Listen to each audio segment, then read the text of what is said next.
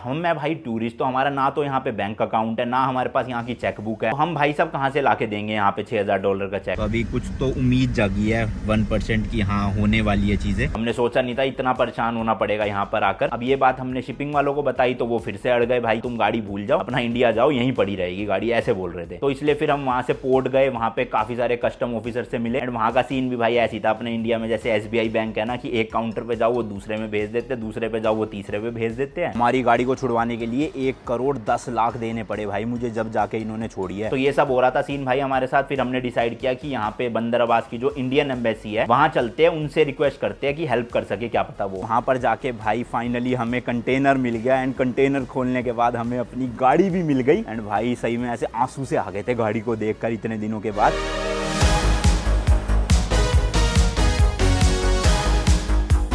अभी फिलहाल हम भाई बंदर अब्बास के पासपोर्ट एंड वीज़ा ऑफिस में जा रहे हैं, क्योंकि हुआ क्या ना, हमारा वीज़ा तो 45 दिन का था, बट हमने ये वीज़ा ना मार्च में ही अप्लाई कर दिया था, जिसकी वजह से मार्च से वैलिडिटी शुरू हो चुकी थी एंड इसकी जो वैलिडिटी है वो ख़त्म हो रही है 29 मई को। और आज भाई साहब 27 मई हो चुका है, यानी कि परसों हमारा वीज़ा एक्सपायर हो जाएगा और अभी तक गाड़ी भी नहीं मिली है हमारी, और उसके बाद भी हमें 8 से 10 दिन लगेंगे ईरान को एग्जिट करने में। तो इसलिए वीज़ा का एक्सटेंशन करवाना ज़रूरी है, वरना एक्सपायर्ड वीज़ा पे ऑब्वियसली भाई घूमेंगे तो रोकेगा पुलिस अगर कोई, तो दिक्कत होगी। इसलिए मैंने गूगल पे सर्च करके निकाला है, यहाँ पे ऑफिस है। अब वहाँ जाते हैं, लेट्स सी क्या प्रोसीजर है। होपफुली हाथ तो हाथ दे देंगे, नहीं देंगे तो भैया कल संडे है वैसे ही, और फिर मंडे को तो वीज़ा ही एक्सपायर हो रहा है, तो दिक्कत हो जाएगी।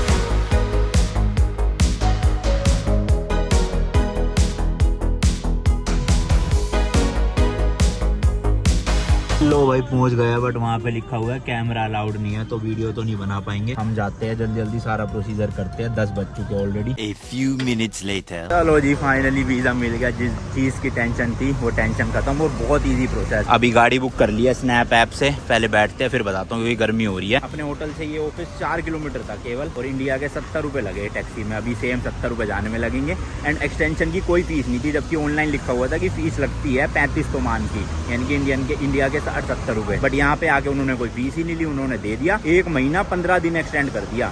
हमारा 29 मई को वो हो रहा था ना एक्सपायर, 10 जुलाई तक का दे दिया वीजा। सोचो भाई गजब है। ये आ गई अपनी टैक्सी भाई, ये तो थोड़ी नई सी लग रही है, वरना तो सारी पुरानी गाड़ियाँ आती। इन्होंने तो सीट बेल्ट लगा रखी है। यहाँ पे लगभग सभी ने ना ब्लैक फिल्म लगाई हुई है अपनी गाड़ी में, मेरे ख्याल से धूप इतनी होती है, गर्मी होती है उस वजह से, और ये थोड़ी सी नई गाड़ी लग रही है भाई। सब कुछ इसका अंजर बंजर ठीक है। डॉक्यूमेंट्स की बात करें तो भाई जो हमारा वीजा था ना, जिसमें एयरपोर्ट पे स्टैंप लगा के दिया था, क्योंकि मैंने आपको पहले ही बताया था ईरान जब आप एंटर करते हो तो आपके पासपोर्ट पे कोई भी स्टैंप नहीं लगाया जाता है। जो आपका ई वीजा होता है ना, कागज सा होता है, उस पे स्टैंप मारते हैं एंट्री का। अब क्या रीजन है ये तो नहीं कह सकते, बट उन्होंने ये वीजा मांगा था जिस पे स्टैंप था, वीजा की एक कॉपी मांगी थी, पासपोर्ट मांगा था हमारा, बस 3 चीजें चाहिए थी उनको। और जो वीजा की कॉपी थी ना, उसके बैक में उन्होंने ये कुछ लिख दिया था अपना पर्शियन लैंग्वेज में, हमें तो समझ नहीं आया। हमने 1-2 जगह और पूछा अंदर ही ऑफिस के, तो उन्होंने हमें समझाया कि आपको जो है वो 1 महीना 15 दिन यानी 45 दिन का एक्स्ट्रा वीजा एक्सटेंड करके दे दिया गया है। अब उन्होंने लिखा पर्शियन में था तो पता नहीं चल रहा था ना, इसलिए 2-3 जगह कंफर्म करना पड़ा। फिर उनके जो बॉस थे, हम उनके पास भी गए, उनसे पूछा कि हमें कोई स्टैंप तो नहीं चाहिए। अब उन्होंने कहा कोई स्टैंप नहीं चाहिए, बस यही लिखा हुआ है जो वही है। उनको भी इंग्लिश नहीं आती थी तो वही है, बातचीत हो गई, बस किसी तरह से समझ गए हम। पर ओवरऑल ये है कि टेंशन खत्म। अब गाड़ी 1-2 दिन में, कल परसों जब भी आए, हमारे पास आराम से बहुत टाइम है ईरान एग्जिट करने का।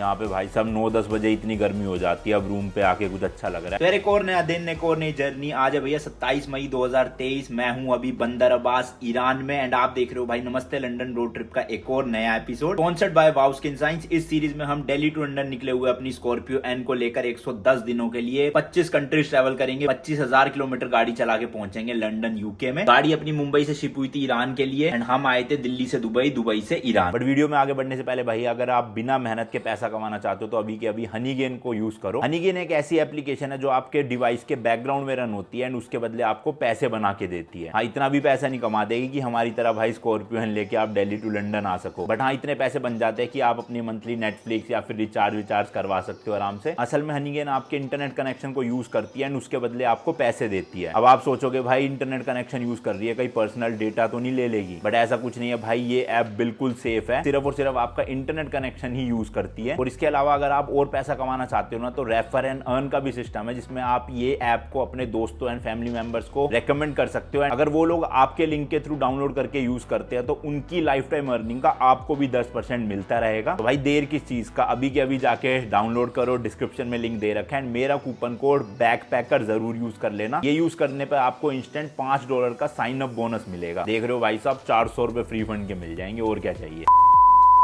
2 दिन पहले ही अपने होटल के पास हमने एक मस्त ना शेक वाली डिस्कवर करी है शॉप। ये ना दूध नहीं डालते हैं उसमें मैंगो शेक में, बट टेस्ट भाई साहब आम का बिल्कुल इंडिया वाला। यहाँ का मैंगो शेक भाई साहब वो हो मजा सा आ गया, ऐसे पूरी याद आ गई इंडिया की। तो 2 बार हम ऑलरेडी पी चुके हैं, आज तीसरी बार भी पी लेते हैं। खुशबू ही अलग आती है अंदर आते। सलाम 2 mango shake less ice less. Mango shake तो टेस्टी था, बट वही है भाई, बर्फ बहुत डालती थी, तो थोड़ा सा समझाना पड़ेगा गूगल ट्रांसलेट करके कि आइस कम डाले। एंड 50 तो मान का एक मैंगो शेक है बड़े वाला, यानी कि इंडिया के 70-80 रुपए। बहुत मतलब रेट तो ठीक ही है, बट ये टेस्टी बहुत था, पेट भर जाता है एक से। आइसक्रीम्स भी है काफी अलग अलग, मैंने ये खाई थी टूटी फ्रूटी उस दिन, एंड वो भी खाई थी हमने, ये भी टेस्टी थी। 40 तो मान का एक स्कूप है, यानी 60 रुपए के आसपास। लो जी रेडी हो गया है मस्त थिक अपना मैंगो शेक।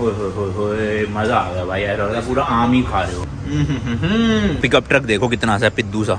मैंने ये व्लॉग ना भाई 27 मई को शुरू किया था, इस उम्मीद से कि अपनी गाड़ी जो है वो 27 या 28 तारीख तक मिल जाएगी, बट आज भाई 1 जून हो चुकी है। आप लोग भी काफी दिनों से सुन रहे होंगे कि आज मिलेगी गाड़ी, आज मिलेगी, बट भाई क्या करें, हमने सोचा नहीं था इतना परेशान होना पड़ेगा यहाँ पर आकर। एक्चुअल में जो शिप है ना भाई, वो 22 मई को बंदर अब्बास में पहुंच जानी चाहिए थी, बट शिप पहुंची है बंदर अब्बास में 24 मई को, यानी कि 2 दिन का डिले हुआ। बट उसके बाद ना भाई पोर्ट में काफी ज्यादा कंजेशन थी, जिसकी वजह से जो शिप है ना वो पोर्ट के बाहर एंकर में ही खड़ी रही, और 27 तारीख को जो है ना उसको पोर्ट में जगह मिली है, बताओ। एंड 27 मई की ही रात तक जो है वो कंटेनर्स वगैरह सारे की सारे शिप में से उतर चुके थे, जिसे कहते हैं डिस्चार्ज होना। देखो कंटेनर तो बंदर अब्बास पोर्ट में पड़ा हुआ है, बट उसको अभी हम जाके सीधा खोल नहीं सकते, क्योंकि उसके लिए हमें ना 3 डॉक्यूमेंट्स चाहिए शिपिंग कंपनी से, एंड इसके अलावा एक एजेंट भी हायर करना है, क्योंकि हमें तो पता नहीं भाई, यहाँ पे लोगों को इंग्लिश भी नहीं आती, तो कहां तक हम धक्के खाएंगे। उससे अच्छा एक लोकल एजेंट ले लेते हैं, बेस्ट रहेगा। तो आपने देखा ही होगा लास्ट टू लास्ट ब्लॉग में हम फाइनल करे आए थे पोर्ट पे जाके, एंड उनका नाम है मुर्तजा। तो ये जो 3 डॉक्यूमेंट्स है ना जो हमें शिपिंग कंपनी से लेने हैं, सबसे पहला है भाई इनवॉइस। देखो इंडिया से कार शिप करने में ऑब्वियसली पैसा लगा है, तो जो इंडिया साइड का पैसा था ना, कंटेनर में चढ़ाने का, रस्ते का, फ्रेट चार्जेस वगैरह, वो सब हम इंडिया में ही पे करे आए। हमने आपको बताया था 2 लाख रुपए के आसपास लगा था लगभग। बट उसके अलावा भी भाई कुछ चार्जेस होते हैं जो हमें ना डेस्टिनेशन यानी कि ईरान में आके पे करने हैं, क्योंकि अभी कंटेनर शिप से उतार आ जाएगा, उसके लिए फोक लिफ्ट चाहिए, फिर हैंडलिंग चार्जेस होते हैं, और भी काफी सारे चार्जेस होते हैं, जैसे कि जो कंटेनर है जिसमें हमारी गाड़ी है उसके भी कुछ सिक्योरिटी डिपॉजिट होती है। तो वो सब चार्जेस हमें यहीं पे आके पे करने थे, या तो यूएस डॉलर में या फिर ईरान की करेंसी में। तो वो अमाउंट कितना है उसका इनवॉइस चाहिए सबसे पहले। तो जैसे हमें ये इनवॉइस मिलेगा हम उतना अमाउंट पे करेंगे, एंड जो शिपिंग कंपनी है ना वो हमें 2 डॉक्यूमेंट और देगी। सबसे पहला डॉक्यूमेंट है वेयर हाउस की रिसिप्ट, जहां पर अपना कंटेनर पड़ा, एंड सेकंड डॉक्यूमेंट है डीओ यानी कि डिलीवरी ऑर्डर। एंड अगर ये सब डॉक्यूमेंट्स हमें शिपिंग कंपनी से लेने हैं ना, तो उसके लिए भी कुछ डॉक्यूमेंट्स उनको देने पड़ेंगे। सबसे पहला डॉक्यूमेंट है बीएल यानी कि बिल ऑफ लेडिंग। तो ये हमें इंडिया में ही मिल चुका था। इसमें बेसिकली लिखा होता है कि जो शिपर है यानी कि अनमोल जायसवाल जिसने गाड़ी भेजी है। सेकंड कॉलम होता है कंसाइनी, जिसमें आप मेरा ही नाम देखोगे, यानी कि जो वहां पर रिसीव करेगा कंटेनर को। एंड थर्ड चीज होती है नोटिफाई पार्टी, यानी कि जब कंटेनर ईरान में पहुंच जाएगा तो किसको इन्फॉर्म किया जाएगा। तो वो नोटिफाई पार्टी एक एजेंट है जो हम पहले से ही फाइनल करके लाए थे ईरान का लोकल। उसकी बेसिक डिटेल डालनी होती है, मोबाइल नंबर, एड्रेस वगैरह। तो होता क्या है ना, हमारी शिपिंग में भाई एक कंपनी नहीं 2-3 कंपनीज इन्वॉल्व थी। सबसे पहले तो सागर जो अभिषेक का दोस्त है, उसके अलावा 2 कंपनीज और इन्वॉल्व है, जिसका मैं नाम ऑब्वियसली नहीं लूंगा, मतलब थोड़ी सी दिक्कत हुई है शिपिंग वालों के साथ, तो नाम लेना ऐसे ठीक नहीं है। तो होता क्या है, एक इंडिया साइड की शिपिंग कंपनी है, एक ईरान साइड की शिपिंग कंपनी है। अब इंडिया वाली जो शिपिंग कंपनी है उन्होंने तो जो डिले किया था वो आपको मैंने मुंबई वाली वीडियोस में बता ही दिया था क्या सीन हुआ था। बट अभी यहाँ पर आके भाई बहुत पंगा पड़ रहा है जो ईरान वाली शिपिंग कंपनी है उनके साथ, क्योंकि जब तक वो लोग हमें ये 3 डॉक्यूमेंट नहीं देंगे ना, तब तक हम अपनी गाड़ी भाई कंटेनर से निकाल ही नहीं सकते, एंड फिर कस्टम क्लियरेंस भी नहीं करवा सकते। तो इन शॉर्ट हमारी गाड़ी जो है वो शिपिंग वालों के पास ही थी, और वो जब ही छूटती जब वो हमें डॉक्यूमेंट्स दे देते ये तीनों। ये डॉक्यूमेंट फिर हम अपने एजेंट को देते, वो आगे का प्रोसेस कंप्लीट करवाता जो भी है। अब आप पूछोगे भाई शिपिंग वाले क्यों नहीं दे रहे थे डॉक्यूमेंट, तो उसका एक रीजन था, वो है भाई बीएल यानी कि बिल ऑफ लेडिंग। एंड यहाँ की जो शिपिंग कंपनी है उन्होंने ही हमारे लास्ट के 4-5 दिन वेस्ट करे हैं इस चक्कर में, क्योंकि जो बिल ऑफ लेडिंग में भाई कंसाइनी वाला सेगमेंट है ना, उसमें वो चाहते हैं कि मेरा नाम लिखा हो। अब चाहते तो हम भी यही है कि मेरा नाम हो, कि मैंने ही वहां से भेजी है और मैंने ही रिसीव करी है। बट प्रॉब्लम क्या है, शिपिंग वालों के अकॉर्डिंग अगर आप कंसाइनी में अपना नाम लिखवाते हो या फिर यहाँ पर रिसीव कर रहे हो गाड़ी, तो उसके लिए आपको यहाँ पर एक कोड लेना पड़ता है, जो कि क्या है, फिदा कोड, FIDA। ये बेसिकली एक रजिस्ट्रेशन टाइप का चीज है, जैसे अपने इंडिया में आधार कार्ड चलता है ना, वैसे यहाँ का आप लोकल आईडी समझ लो, जो उन लोगों को दी जाती है जो लोग यहाँ पर आके ट्रेड करना चाहते हैं। जैसे कि मैं अपनी गाड़ी यहाँ पर इंपोर्ट करके यहाँ पर बेचना चाहता हूँ, तो मुझे फिदा कोड की जरूरत पड़ेगी, उसके बिना मैं नहीं कर सकता। तो शिपिंग वाले मेरे जबरदस्ती पीछे पड़े हुए कि फिदा कोड लेकर आओ, फिदा कोड। जबकि हमने जितनी रिसर्च करी ना, उसके अकॉर्डिंग हमें ये पता चला कि फिदा कोड टूरिस्ट को जरूरत ही नहीं है भाई, क्योंकि हमारे पास एक वैलिड कार्नेट है और हम कार्नेट के बेसिस पे अपनी गाड़ी को ईरान में चला के टर्की में चले जाएंगे। तो उसके लिए फिदा कोड की जरूरत ही नहीं है, मेरे को थोड़ी बेचनी है भाई अपनी गाड़ी, है ना यहाँ पर। बट भाई शिपिंग वाले माने ही नहीं, वो कह रहे लेकर आओ किसी भी तरह फिदा कोड। तो सबसे पहले हम पासपोर्ट एंड वीजा ऑफिस में गए, वहां पर पता किया इसका कोड का, तो उन्होंने मना कर दिया कि टूरिस्ट के लिए हम नहीं बना के देते। अब ये बात हमने शिपिंग वालों को बताई तो वो फिर से अड़ गए भाई कि हमारे लिए तो भैया ला के ही दो, तभी हम जो है ये डॉक्यूमेंट देंगे, वरना तुम गाड़ी भूल जाओ, अपना इंडिया जाओ, यहीं पड़ी रहेगी गाड़ी, ऐसे बोल रहे थे। तो ये सारी बातें ना हमारी फोन पे हो रही थी इनके तेहरान वाले ऑफिस से। फिर उसके बाद हमें पता चला इनकी एक ब्रांच भाई बंदर अब्बास में भी है, तो हम फटाफट से अपने एजेंट के साथ बंदर अब्बास वाली ब्रांच में गए। अब वहां पे किसी को इंग्लिश आती नहीं थी, बट हमारे साथ एजेंट थे तो उन्होंने लोकल यहाँ पे पर्शियन लैंग्वेज में उनसे बात करी। एंड यहाँ वाली ब्रांच तो भाई अलग ही धुन में थी, वो तो कह रहे कि कंटेनर जो है ना वो शिप से उतरा ही नहीं, यानी कि डिस्चार्ज ही नहीं हुआ, जबकि डिस्चार्ज एक दिन पहले रात को ही हो चुका था। और वो तेहरान ऑफिस वाले भी बता रहे हैं कि हो चुका है, लेकिन बंदर अब्बास वाली ब्रांच वाले कह रहे हैं कि डिस्चार्ज ही नहीं हुआ। और दूसरी नई चीज पता चली, ये भाई हमसे $6000 का चेक मांग रहे हैं यहाँ के लोकल बैंक का एज अ डिपोजिट, कि जिस कंटेनर में हमारी गाड़ी आई है ना भाई, उस कंटेनर को कुछ तो नहीं हुआ, अगर हुआ होगा तो इस $6000 में से वो पैसे काट लेंगे। अब देखो डिपोजिट की तरह देने में कोई दिक्कत नहीं है, बट वो मांग रहे हैं यहाँ का लोकल चेक। हम मैं भाई टूरिस्ट, तो हमारा ना तो यहाँ पे बैंक अकाउंट है, ना हमारे पास यहाँ की चेकबुक है, तो हम भाई सब कहाँ से लाके देंगे यहाँ पे $6000 का चेक। तो ये सब हो रहा था सीन भाई हमारे साथ। फिर हमने डिसाइड किया कि यहाँ पे बंदर अब्बास की जो इंडियन एम्बेसी है वहां चलते हैं, उनसे रिक्वेस्ट करते हैं कि हेल्प कर सके, क्या पता वो। तो फिर वहां पे हम गए, ज्यादा दूर नहीं था, हालांकि 2 बजे ही बंद हो जाता है यहाँ पर, बट हम 2:30-3 बजे पहुंचे थे, फिर भी उन्होंने हमें अंदर आने दिया। एंड जो यहाँ के एक ऑफिसर थे वो भाई इंडिया से, अपने दिल्ली से ही थे, तो उन्होंने भाई काफी अच्छे से बात करी, काफी हेल्प करी हमारी, 1-2 जगह फोन भी लगाए। एंड उन्होंने भी हमें यही बोला कि फिदा कोड की जरूरत ही नहीं है भाई, क्योंकि आप एज अ टूरिस्ट आए हो तो अपने कारनेट पे आप गाड़ी छुड़वा के और ड्राइव कर सकते हो, कारनेट होता ही इसी चीज के लिए। तो उन्होंने कहा कि शिपिंग वालों को फोन लगाओ तेहरान ऑफिस में, मैं बात करता हूँ। अब मैं भाई उनको फोन कर रहा हूँ, वो फोन ही नहीं उठा रहे और हम वहाँ पे कॉन्सुलेट में बैठे हुए। फिर उन्होंने किसी और जगह पे बात करी, वहां से उन्हें पता चला कि टूरिस्ट के लिए भी ना हम बना देते हैं फिदा कोड, एक ऑफिस का एड्रेस दिया, वहां पे भेज दो, वहां बन जाएगा। तो फिर हम ठीक है चलो चले गए, खुश थे कि अगले दिन फिदा कोड बन जाएगा और गाड़ी छूट जाएगी। बट नेक्स्ट डे हम अपने एजेंट के साथ सुबह 7:30 बजे उठ के भाई इतनी दूर 15-20 किलोमीटर दूर वो ऑफिस था, वहां पे गए। बट वहां पे भी उन्होंने मना कर दिया कि हम भाई बनाते ही नहीं है। एक्चुअल में वो बना रहे थे, बट अफगानिस्तान के लोगों के लिए बना रहे थे, हम इंडियंस के लिए उन्होंने मना कर दिया कि हम नहीं कर सकते कुछ हेल्प, आप जाओ। तो हमने वहां से फिर वापस से कॉन्सुलेट में फोन किया, तो कुछ खास हेल्प मिली नहीं इस चीज को लेकर। अब वापस से मैंने फिर उसको तेहरान ऑफिस में फोन किया शिपिंग वालों को कि ऐसे ऐसे भाई ये मना कर रहे हैं बिल्कुल ही देने को फिदा कोड। अब वो अपनी धुन में अटके हुए, वो कह रहे फिदा कोड ला के दो, वरना कंटेनर छोड़ के चले जाओ, हमारी कोई इसमें रिस्पॉन्सिबिलिटी नहीं है। ना ही वो कुछ हेल्प करने को तैयार थे कि कहाँ से मिलेगा क्या मिलेगा। तो उसके बाद फिर हमारे एजेंट ने कहा कि चलो पोर्ट पे चलते हैं, शहीद रजाई पोर्ट है जहां पर हमारी शिप मतलब कंटेनर पड़ा हुआ है, वहां पे जाके कस्टम वालों से कुछ इन्फॉर्मेशन लेने की कोशिश करते हैं, क्या पता वो कुछ हेल्प कर दे हमारी। तो इसलिए फिर हम वहां से पोर्ट गए, वहां पे काफी सारे कस्टम ऑफिसर से मिले। एंड वहां का सीन भी भाई ऐसी था अपने इंडिया में, जैसे SBI बैंक है ना कि एक काउंटर पे जाओ वो दूसरे में भेज देते, दूसरे पे जाओ वो तीसरे पे भेज देते हैं। इसी तरह से उस कस्टम ऑफिस में हमने 10 से 12 काउंटरों के चक्कर लगाए। हालांकि हम बात नहीं कर रहे थे क्योंकि उन्हें इंग्लिश आती नहीं थी, हमारे एजेंट ही बात कर रहे थे हमारे बिहाफ पे। बट वहां पे 2-3 घंटे वेस्ट करने के बाद हमें एक्चुअल में पता चला, एक ऑफिसर मिले लॉजिस्टिक डिपार्टमेंट से, वो शायद से हेड थे, पता नहीं कौन थे, बट उन्होंने हमें कहा कि हम अपने पासपोर्ट नंबर के बेसिस पे ना भाई अपनी गाड़ी छुड़वा सकते हैं एंड ड्राइव कर सकते हैं कारनेट के बेसिस पे। तो हमें कोई भी फिदा कोड की जरूरत नहीं है, हम अपना पासपोर्ट नंबर डलवा सकते हैं शिपिंग वालों को और वो उस बिहाफ पे गाड़ी छोड़ ही देंगे। एंड वहां पर उन्होंने हमें एक और चीज बताई कि ये जो $6000 का चेक है ना, वो उस केस में चाहिए होता है जब हम भाई पूरा का पूरा कंटेनर लेकर ही यहाँ से जा रहे हैं, तब वो हमसे $6000 की सिक्योरिटी चेक रखवाते हैं कि कंटेनर सही सलामत हम वापस देंगे या नहीं देंगे। बट हमारे केस में भाई हमें कंटेनर तो चाहिए ही नहीं, हम तो भैया पोर्ट में ही कंटेनर में से अपनी गाड़ी निकालेंगे और गाड़ी लेके चले जाएंगे, कंटेनर वहीं रह जाएगा। तो इसलिए भाई हमें $6000 देने की कोई जरूरत नहीं है। बट वो हमें ये बता रहे थे शिपिंग वाले, अभी भी नहीं माने थे। तो मैंने क्या किया, जो तेहरान ऑफिस से हमारी जो शिपिंग वाली जिनसे बात हो रही थी, उनकी डायरेक्ट बात उन ऑफिसर से करवा दी। फिर उन ऑफिसर ने उनको समझाया, तब जाके भाई वो शिपिंग वाले माने हैं। उन्होंने कहा ठीक है, हम 1.5-2 घंटे में जो है आपको वो दोनों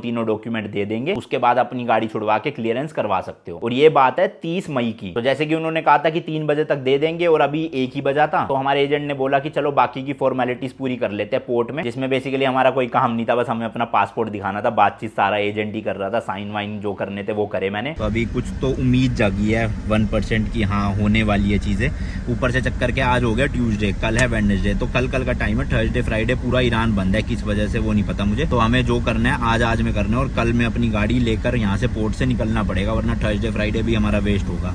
तो अभी देखते हैं, हमारे एजेंट गए हुए अंदर एक साइन लेने। ऐसा कुछ जगह है जहाँ पे हम आए हुए हैं पोर्ट पे। ये है शहीद रजाई पोर्ट। पोर्ट से निकल के अभी एक और ऑफिस आया है, ये मतलब बेसिकली लाइसेंस डिपार्टमेंट है। इस बिल्डिंग में ना हमारा अथॉरिटी लेटर बना पोर्ट में एंटर करने का, मतलब वो लेटर दिखा के ही हमें पोर्ट में अंदर घुसने देंगे जब हम अपनी गाड़ी निकालने जाएंगे कंटेनर से। ज्यादा देर नहीं लगी, यहाँ पे 20-25 मिनट का काम था और वो हो गया रेडी। उसके बाद वहां से बिल्डिंग से हम निकले भाई अपने होटल के लिए, क्योंकि सारा कैश होटल में ही पड़ा था और अभी हमें शिपिंग वालों को पे करना था। वहां से कैश उठाया ही था और होटल से निकलने ही लगे थे, तभी इतने में तेहरान ऑफिस से फोन आ गया शिपिंग वालों का कि आज हम आपको ये तीनों डॉक्यूमेंट नहीं दे पाएंगे, बट कल पक्का सुबह आपको ये मिल जाएगा। अब उस टाइम पे भाई साहब गुस्सा तो बहुत आ रहा था, बट मैंने कहा ठीक है कोई नहीं, एक दिन की और बात है, सुबह ले लेंगे, कल तो गाड़ी छूट ही जाएगी, यानी कि 31 मई को। बट भाई साहब उसके बाद 31 मई की सुबह क्या हुआ वो भी आप देख लो। यार वैसे अपडेट तो सुबह मिलनी चाहिए थी, उन्होंने बोला था 9-10 बजे हम बता देंगे, बट 9-10 तो बज लिए, 2 बज गए उल्टा दोपहर के। और अब जाके जो है वो आया है हमारे एजेंट का ही कॉल, शिपिंग कंपनी आ जाओ, हमारा जो पोर्ट का काम था वो कंप्लीट हो चुका है, यानी कि जो सर्वर का उनका एरर आ रहा था ना वेबसाइट पे,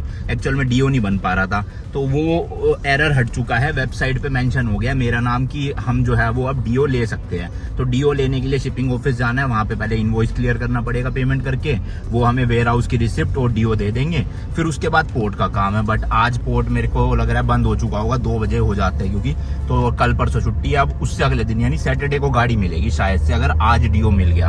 अगर आज भी डीओ शिपिंग वालों ने नहीं दिया तो कुछ तो झोला भाई, वरना क्यों ही अटकाएंगे, वो इतने दिन से है ना, हर चीज जो उन्होंने बोली वो कर दी हमने। वहाँ पे वेबसाइट पे भी हमारे एजेंट ने करवा दिया अपलोड नाम, तब भी नहीं देंगे तो फिर तो दिक्कत की बात है। हमारे एजेंट वहीं मिलेंगे हमें सीधा शिपिंग कंपनी पे ही, हमने स्नैप ऐप से गाड़ी बुक कर ली और वहीं जा रहे हैं।